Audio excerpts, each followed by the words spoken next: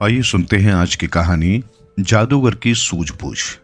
कर्मा एक सीधा सादा व्यक्ति था। वो मेहनत मजदूरी करके अपना परिवार पालता था। कर्मा की पत्नी कर्मा को पसंद नहीं करती थी क्योंकि वो खूब धन दौलत चाहती थी तथा कर्मा सीधा साधा था। वो चाहती थी कि उसका पति उस देश विदेश घुमाए, खिलाए पिलाए, मनोरंजन कराए, किंतु अपने सीधे स्वभाव के कारण कर्मा ये सब न कर पाता था। इसी कारण कर्मा की पत्नी पड़ोस में रहने वाले हलवाई से दोस्ती कर बैठी। हलवाई उसे रोज रोज बढ़िया बढ़िया मिठाई खिलाता और उसे ऊंचे ऊंचे सपने दिखाता। कर्मा की पत्नी कर्मा को छोड़ हलवाई से विवाह करना चाहती थी। वो सोचने लगी कि किसी तरह कर्मा प्रदेश चला जाए और वो हलवाई से विवाह कर ले। एक दिन वो कर्मा को कुछ रुपए देती हुई बोली, देखो जी, तुम्हारी मेहनत मजदूरी की कमाई से मेरा भला नहीं होता। ये रुपए रखो और दूसरे शहर जाकर कुछ और अधिक धन कमा कर लाओ। कर्मा ने रुपए लिए और दूसरे शहर जाकर धन कमाने के लिए निकल पड़ा। रास्ते में कर्मा को एक जादूगर मिला। कर्मा को जब पता चला कि वो जादूगर है तो वो उससे बोला, जादूगर जी, कोई ऐसी राह बताओ जिससे मेरी यात्रा आराम से कट जाए। जादूगर बोला, मैं कभी फालतू बात नहीं करता। हर बात करने के मैं 100 रुपए लेता हूं। अगर तुम दे सकते हो तो मैं तुम्हें कुछ बताने को तैयार हूं। कर्मा बोला, मुझे मंजूर है। उसके पास पत्नी के प्रदेश जाने के लिए दिए हुए 300 रुपए थे। उसने सोचा 100 रुपए इस काम के लिए खर्च कर दूं। अच्छा तो सुनो, 4 आदमी जिस बात को कहें उसे कभी न टालना। लाओ मेरे 100 रुपए। कर्मा ने उसे 100 रुपए दे दिए। उसने जादूगर की बात अच्छी तरह याद कर ली।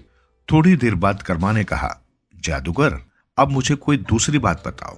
इस बात को गांठ बांध लो कि घाट छोड़कर ऐसी जगह नहाना जहां कोई न हो।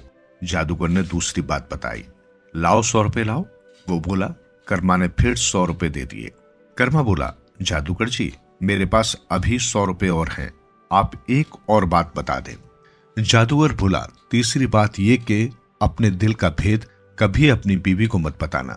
कर्मा ने उसकी तीनों बातें याद कर ली और वो चलने को हुआ। तभी जादूगर बोला, कभी भी तुम्हारे ऊपर कोई मुसीबत पड़े तो मेरे पास आ जाना। इसके बाद वे दोनों अपने अपने रास्ते चल दिए। चलते चलते कर्मा को सामने से 4 आदमी आते दिखाई दिए। चारों आदमी चोर थे। उन्होंने कर्मा को देखा तो एक बोरी की ओर इशारा करते हुए बोले, इसे नदी में फेंक दो। पहले तो कर्मा घबराया, फिर उसे जादूगर की बात याद आई। उसने चारों लोगों की बात मान ली। वो बोरी को कंधे पर लेकर चल पड़ा। नदी के किनारे पहुंचकर उसने जैसे ही बोरी नीचे रखी, उसमें से छन छन की आवाज आई। कर्मा ने जैसे ही बोरी का मुंह खोला, उसमें उसे एक थैली रखी दिखी। जादूगर के जादू के प्रभाव से ही वो थैली उसके अंदर आ गई थी। थैली के साथ साथ बोरी के अंदर एक लाश भी थी। थैली कर्मा ने अपने पास रख ली और लाश बोरे सहित नदी में फेंक दी। उसे अब नहाने की इच्छा होने लगी क्योंकि वो लाश का बोरा कंधे पर ढोकर लाया था। उसे फिर जादूगर की दूसरी बात याद आई कि घाट छोड़कर एकांत में जाकर नहाना चाहिए। वो जैसे ही एकांत में गया, उसे वहां फिर एक पोटली नजर आई। उसने उसे खोला तो उसमें भी सोने की मोहरें मिली। कर्मा बड़ा प्रसन्न हुआ। वो समझ गया कि ये सब जादूगर के जादू के प्रभाव से हो रहा है। उसने सोचा कि अब मुझे घर लौटना चाहिए क्योंकि अब मेरे पास काफी धन हो गया है। कहीं ऐसा न हो कि कोई उसे लूट ले। जब वो गांव के समीप पहुंचा तो उसने देखा कि कुएं में एक घड़ा पड़ा है और उस घड़े के अंदर एक तरबूज उगाया है। कर्मा को यह देख हैरानी हुई। फिर उसे समझ में आया कि तरबूज की बेल घड़े के अंदर चली गई होगी, फिर फूल से फल लगा होगा, फल बढ़कर तरबूजा हो गया होगा। वो घड़े को तरबूजे की बेल से अलग कर अपने घर ले आया और एक कोने में छिपा कर रख दिया। तभी उसे जादूगर की तीसरी बात ध्यान में आई कि अपनी पत्नी को कोई भेद नहीं देना चाहिए।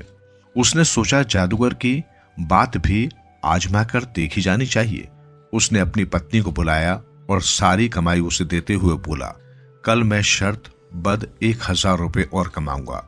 वो कैसे? बीवी ने पूछा। कर्मा ने बताया कि किस प्रकार घड़े में तरबूज आ गया है और उसने उस घड़े को कहां रखा है। उसने ये भी बताया कि गांव का सबसे अमीर आदमी हलवाई ही है, अतः वो हलवाई से ही शर्त बंधेगा। कर्मा की पत्नी दौड़कर हलवाई के पास गई और उससे बोली, देखो कल मेरे पति तुम्हारे पास आएगा, उसके कुछ कहने से पहले तुम उससे शर्त बंधना कि तुमने घड़े के अंदर तरबूज देखा है। कर्मा ये बात नहीं मानेगा क्योंकि वो घड़ा तो उसके पास है। तुम्हें मैं बता देती हूं कि वो घड़ा कहाँ रखा है, तुम उसे वो घड़ा दिखा देना और शर्त जीत जाना। फिर तुम कहना मुझे 1000 रुपये नहीं चाहिए, बल्कि घर की जिस चीज पर हाथ रखूं वो चाहिए।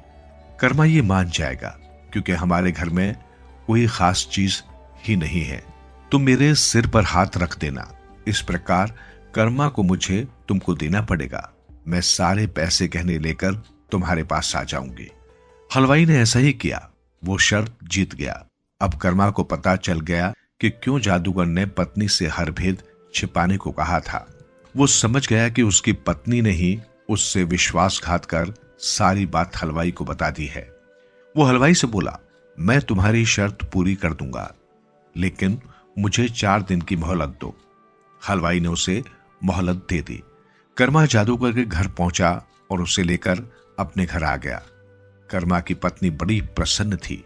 वो नहा धोकर तैयार होकर इस आशा में बैठी थी कि अब उसे हमेशा के लिए कर्मा से छुटकारा मिल जाएगा और वो सारा माल लेकर हलवाई के घर चली जाएगी। जादूगर ने कर्मा की पत्नी को छत पर बिठा दिया और नीचे सीढ़ी लगवा दी। कर्मा जाकर हलवाई को बुला लाया। जादूगर बोला, तुम जिस चीज को भी हाथ लगाओगे वही तुम्हें मिलेगी। हलवाई सीढ़ी का डंडा पकड़कर कर्मा की पत्नी को छूने के लिए ऊपर चढ़ने लगा। जैसे ही उसने सीढ़ी का पहला डंडा पकड़ा, जादूगर ने उसे रोक दिया। वो बोला, बस बस हलवाई, तुमने सबसे पहले इस डंडे को हाथ लगाया है, अतः ये डंडा तुम्हारा हुआ। अब तुम घर से आरी लाओ और सीढ़ी का डंडा काट कर ले जाओ। हलवाई बड़ा परेशान और शर्मिंदा हुआ। वो सोचने लगा, मैं तो पता नहीं क्या क्या उम्मीद लेकर आया था, मगर यहां तो पासा ही पलट गया। बड़ा बेवकूफ बना। वो आरी लाया और सीढ़ी का डंडा काट कर ले गया। कर्मा ने जादूगर को धन्यवाद किया। जादूगर ने उसकी पत्नी को भी समझाया बुझाया। फिर कर्मा और उसकी बीवी सुख से रहने लगे।